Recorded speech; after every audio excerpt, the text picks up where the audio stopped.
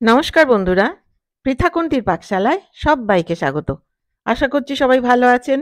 আজকে আমি করলাম ছুঙ্কো পখালো, আর তার সাথে করলাম বড়ি চূড়া, মাছ ভাজা, আর করলাম আলুর ভর্তা। এই পখালো মানে পান্তা ভাত। এটা উড়িষ্যার একটা স্পেশাল রান্না, স্পেশাল থালি। তাহলে চলুন দেরি না করে দেখিয়ে দিই এই স্পেশাল থালিটি আমি কি করে করলাম। তাহলে চলুন শুরু করি। এখানে আছে বড় এক বাটি ভাত। এই ভাতটা আমি ৮ ঘন্টা আগে জলে ভিজিয়ে রেখেছিলাম। এইবারে এখান থেকে কিছুটা ভাত আমি আরেকটা বাটিতে তুলে নিচ্ছি।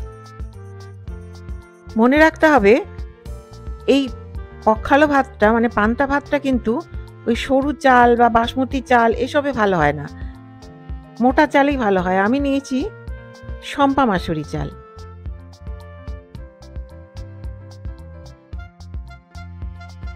এই এক বাটি ভাত নিয়ে নিলাম। এবারে দিয়ে দিচ্ছি স্বাদ অনুযায়ী লবণ, যে যেরকম লবণ পছন্দ করবে দেবে। আর দিয়ে দিচ্ছি দই। এখানে আছে ৩ চা চামচ দই, যেটা আমি ফেটিয়ে নিচ্ছি। দইটাও বা টকটাও যে যার পছন্দ মতো দেবে স্বাদ অনুযায়ী। আমি দিয়ে দিলাম এরকম এক বাটিতে ৩ চামচ দই, দিয়ে খুব ভালো করে মিশিয়ে নিচ্ছি।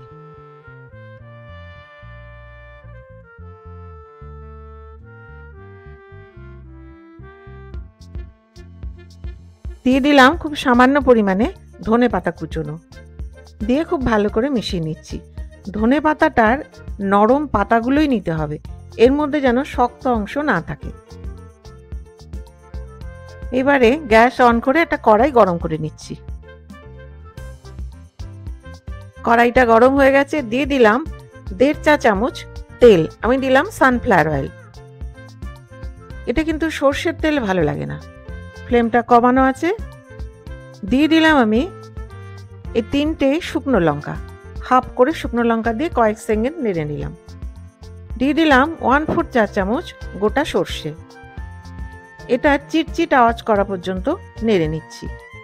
এবারে দিয়ে দিচ্ছি কয়েকটি কারি পাতা, প্রায় ১০-১৫টা কারি পাতা।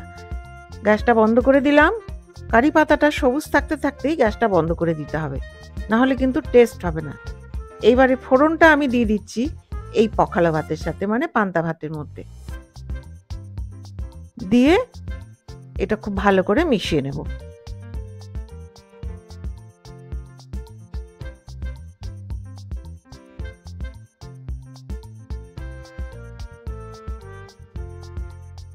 হয়ে গেল ছুঙ্কো পখালো।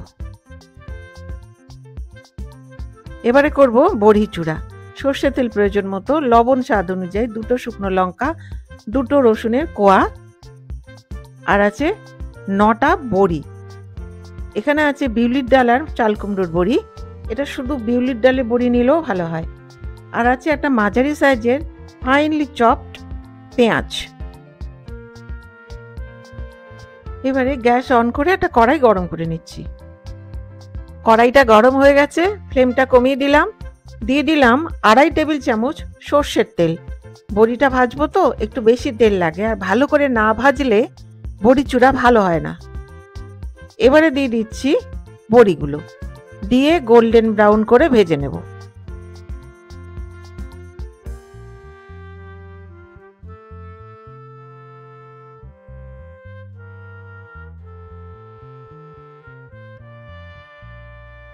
বড়িটা ভাজা হয়ে গেছে, এবার একটা প্লেটের মধ্যে আমি তুলে নিচ্ছি।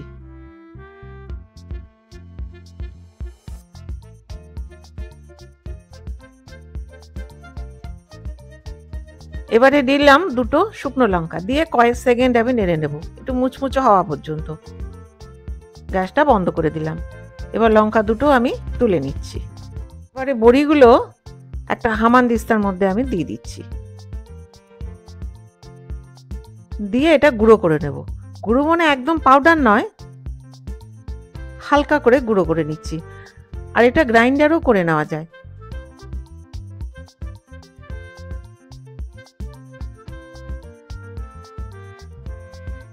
এটা গুঁড়ো হয়ে গেল হালকা করে।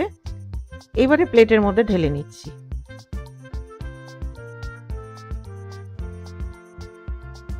পেঁয়াজটাও রেখে দিলাম। এবারে রেখে দিচ্ছি লবণ।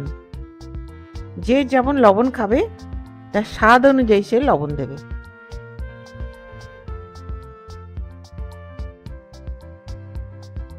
এই যে রসুনের কোয়া দুটো ছিল, এই লবণের মধ্যে এই রসুনের কোয়া দুটো চটকে নিচ্ছি।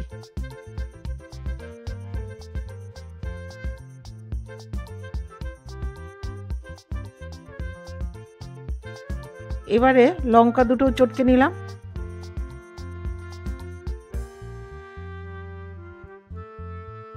এর সাথে দিয়ে দিচ্ছি পেঁয়াজ।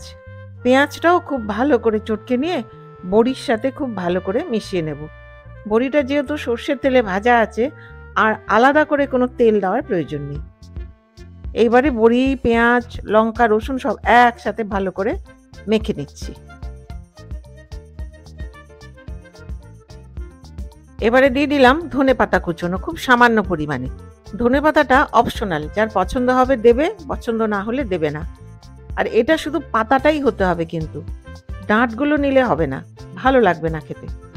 দিয়ে এটাও খুব ভালো করে মিশিয়ে নিচ্ছি।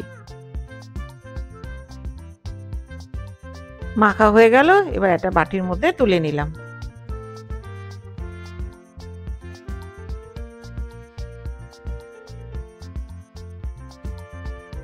তৈরি বড়ি চূড়া।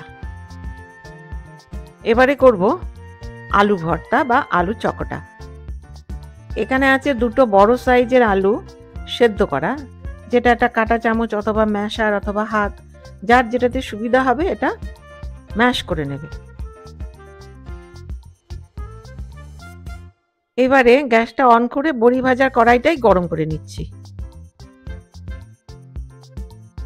ফ্লেমটা কম করে দিয়ে দিলাম 4টে শুকনো লঙ্কা। দিয়ে এটা কয়েক সেকেন্ড নেড়ে নেব, কারণ লঙ্কা তাড়াতাড়ি ভাজা হয়ে যায়। তুলে নিলাম, এটা ভাজা হয়ে গেছে। এবারে দিয়ে দিচ্ছি কুচনো পেঁয়াজ, দিয়ে একটু নেড়ে নিলাম।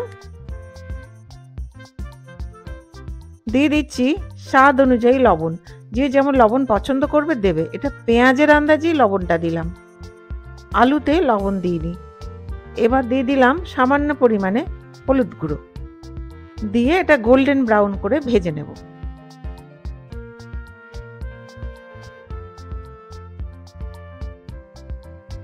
পেঁয়াজটা গোল্ডেন ব্রাউন ভাজা হয়ে গেছে। দিয়ে দিলাম আলু, এই দেখিয়ে দিচ্ছি ঠিক এরকম একদম সুন্দর ভাজা হয়ে গেছে। দিয়ে দিলাম এবার ম্যাশড আলু।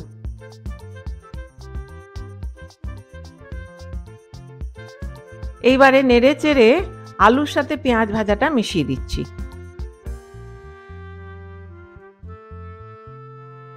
মেশানো হয়ে গেল। এইবারে আমি গ্যাসটা বন্ধ করে দেব। গ্যাসটা বন্ধ করে দিলাম, দিয়ে প্লেটের মধ্যে আবার এটা ঢেলে নিচ্ছি।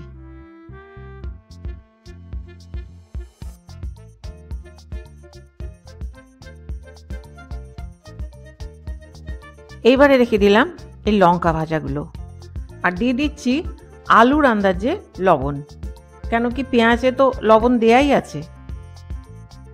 দিয়ে এইবার এই লঙ্কা আর লবণ দুটো একসাথে চটকে নিচ্ছি। লঙ্কা ভাজা আর লবণ একসাথে চটকে নিলে পরে খুব ভালো ম্যাশড হয়।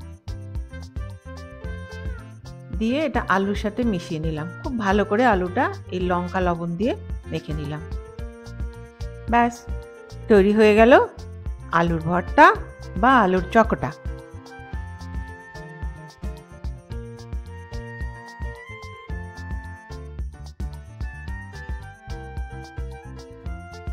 মাছ ভাজার জন্য নিয়ে নিয়েছি 2 টুকরো রুই মাছ।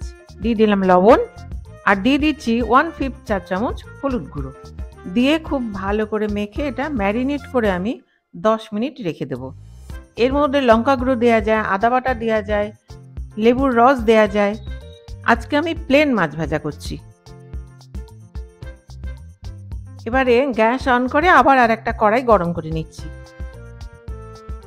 ফ্লেমটা কমিয়ে দিলাম, দিয়ে দিলাম 2.5 টেবিল চামচ সর্ষের তেল। দিয়ে তেলটা গরম করে নেব। তেলটা গরম হয়ে গেছে, দিয়ে দিলাম মাছের টুকরোগুলো। দিয়ে এটা উল্টে পাল্টে একদম গোল্ডেন ব্রাউন করে ভেজে নেব।